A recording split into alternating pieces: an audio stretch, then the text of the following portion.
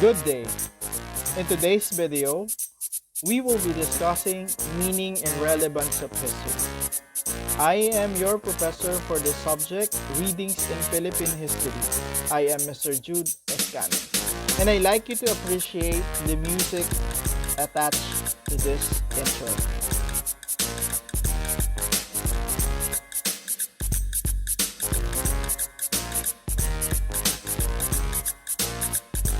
Alright, okay, so we move on to the objectives of this discussion. Number one, give a precise definition of history. Number two, state the reason for studying history. And number three, appreciate the role of history to a person's life. Now, I like you to do this warm up. Okay, let's stretch.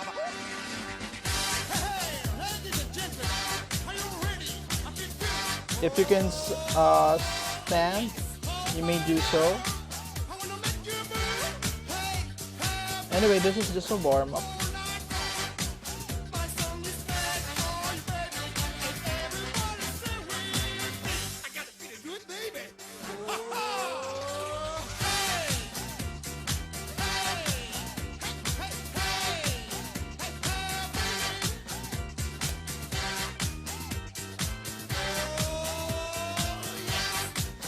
Alright, stretch.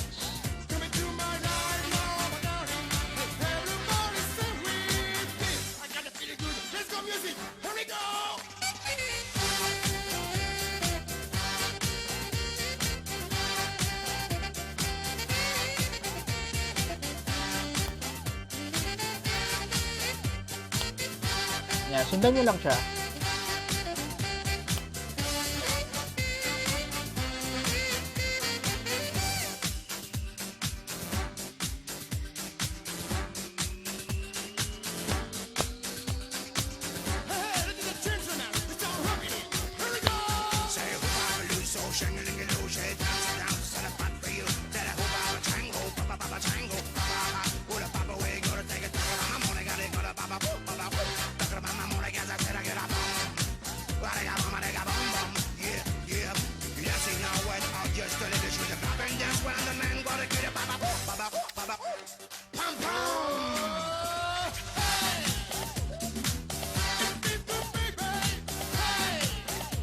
Dali lang yung step.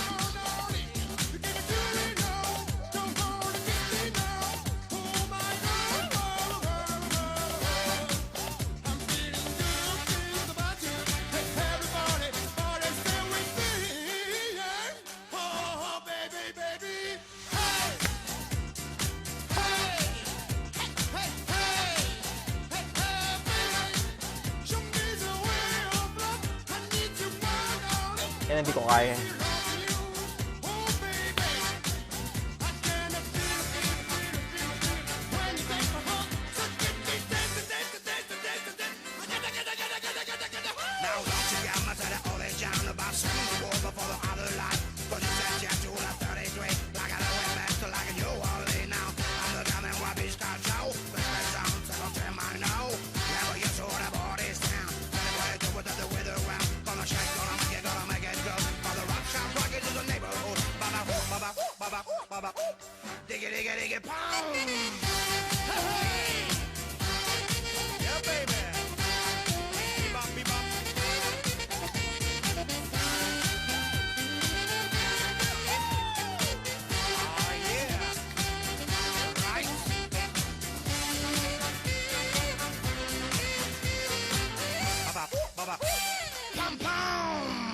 Yun. Alright, so the reason why I added this video because our subject is really that exciting and it's really that uplifting that to the point that you need a pillow. Kidding aside, uh, let's move on to the next slide. Now, let me read the instruction. I like you to analyze the film and try to answer the following question. And please take note of questions raised here in this activity. Okay, the first question, who made the first act? Number two, how did the referees identify the correct call? Alright, so I'd like you to look and view and scrutinize this So many video. great plays. Katulad niyan, Chris Ross hangs in there, di na maipasok. Bakbakan sa rebound, nakuha ni Tenorio. Bagsak si Chris Ross. Jervy Cruz. And he got tied up and the referee comes into the picture. Sumenyas agad ng possible flagrant. I-review nila yan. Pinapupunta ang mga players sa kanilang mga front courts. Hindi pwedeng lumapit sa mga coaches during situations such as these. Let's watch what transpired. Oh,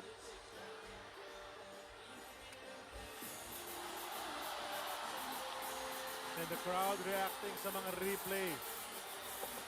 And that is the kind of pesky defense of Chris Ross, that if you cannot keep your emotions in check, talaga maapektuhan ka nito eh. This guy really is not known to be a dirty player, but he's just rugged and physical. But to be honest with you, I did not see a situation there wherein matatawagan ng unsportsmanlike foul itong si Jervy Cruz.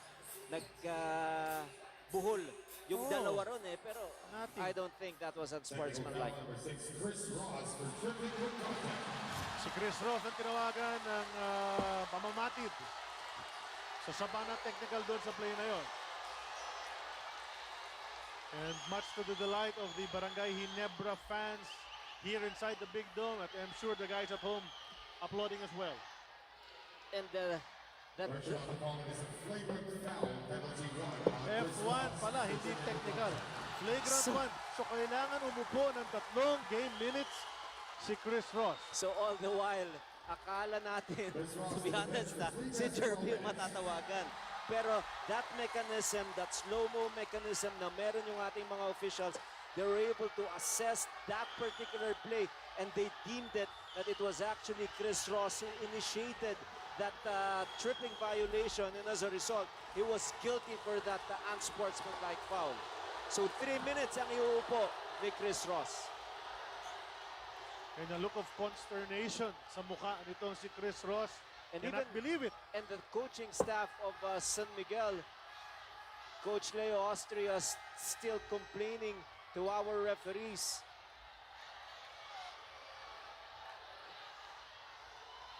So justice served here for Barangay Ginebra dahil itong si Jervy Cruz was just Alright, so let's try to answer the questions that I raised a while ago. The first question, who made the first act? Alright, so if you review the video again, you will note that prior to the tripping violation committed by Chris Ross, during the rebound, Chris Ross was accidentally hit by the arms of Jerby Cruz. And when the ball went down, that's the time that Chris Ross unintentionally or intentionally tripped the Ginebra player Jervy Cruz. Now, let's try to answer the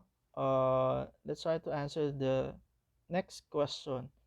How did the referee arrive to that kind of decision? Was this decision correct? So technically, the referees were able to arrive on that kind of decision because of the use of the CCTV cameras. They reviewed the CCTV cameras from different angles.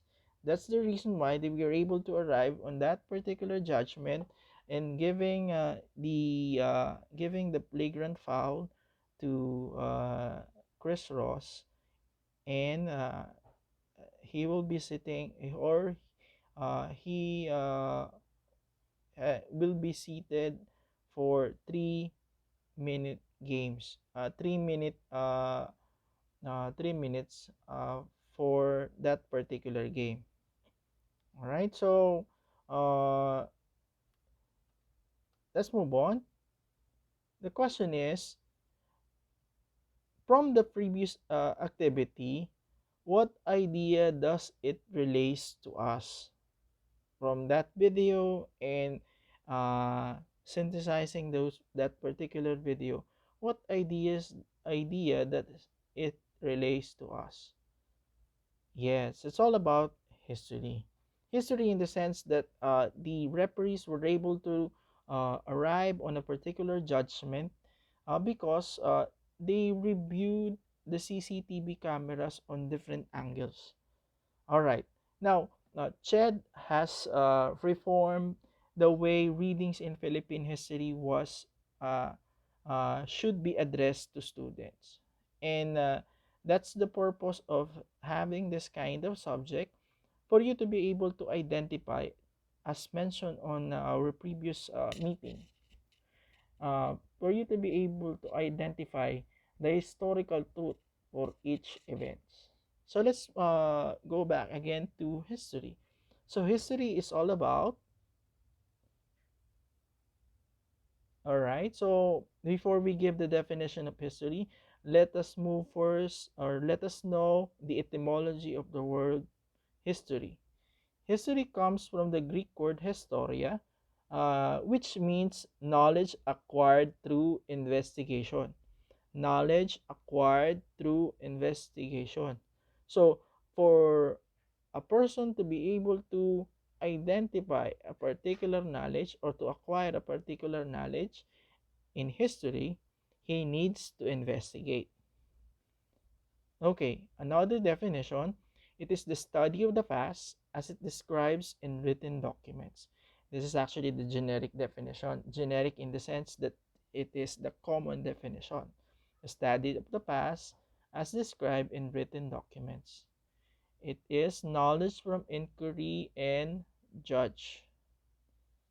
All right, so theories constructed by historians in investigating history. All right, number one, you have factual history. It presents the readers of the plain and basic information vis-a-vis the events that took place, the date of which it happened, the place with which the event took place, and the people that were involved during that particular time. So when we talk about factual history, we're referring to the factual evidence. And this factual evidence being narrated by the investigator themselves, being investigated by the historians themselves. Next, we have speculative history. It goes beyond facts because it is concerned about the reason by which events happen, why they happen. So, speculative history comes from the word speculative, meaning it may either be true or it may either be untrue. So, it's on uh, it pertains to the process of speculation uh, in history. Or as mentioned again, it may either be true or it may either be untrue. Because in history, historians only base their judgment based on the evidences that were present to them during a historical investigation. So there are portions that still unknown or are still unknown, portions that are still unknown in history. So that's why historians continue to dig uh, deeper, analyze uh, more the content of a historical evidence. All right, so let's move on. Why do we need to study history? Oh, bakit ba natin kailangan pag-aralan ng history? Okay, so let's to answer that particular question, in the Philippine setting, we need first to identify its legal aspect.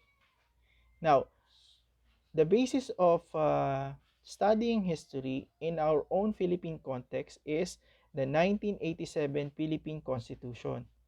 Now, as stipulated in Section 3, okay, and let me read it for you. They shall inculcate patriotism, nationalism, foster love of humanity, respect for human rights, appreciate the role of national heroes in historical development of the country, teach the right and duties of citizenship, strengthen ethical spiritual values, develop moral character and personal discipline, encourage critical and creative thinking, broaden scientific technological knowledge, and promote vocational efficiency. Now, you will note that there are no sentence or words that pertains to studying history. But if you will read between the line, our constitution, particularly this article, section 14, section 3, mention that the state shall inculcate patriotism and nationalism. How do we do that? And how do teachers do that? Okay? Simply by exposing the Filipino youth to our very own history. There, uh, exposing Filipino youths to history, they'd be able to appreciate their roots. They'd be able to appreciate the shortcomings, the challenges that those previous Filipino overcome just to achieve their goals, their patriotic goals, and that is for freedom.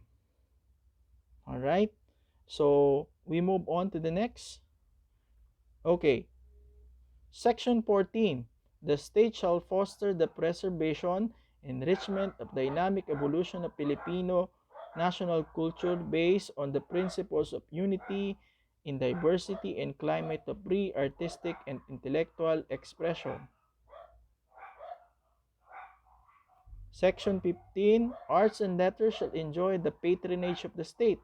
The state shall conserve, promote, and popularize the nation's historical and cultural heritage resources and as well as the artistic creation. Okay? So that is the content of our Philippine Constitution. So let's move on to this part of our discussion. History is all about us, the story of us.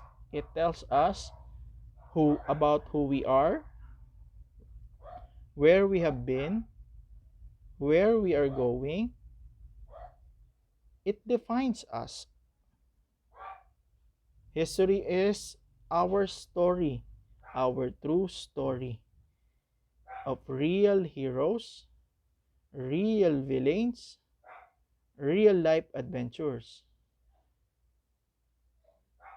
History is a mystery. Yes, it's a puzzle actually. It's like putting together a piece of puzzle as mentioned. Each story is an evidence that helps us understand the past. So, without understanding history, we will not be able to appreciate and understand our present. It tells us about our culture, our mistakes, human nature, historical facts, and society,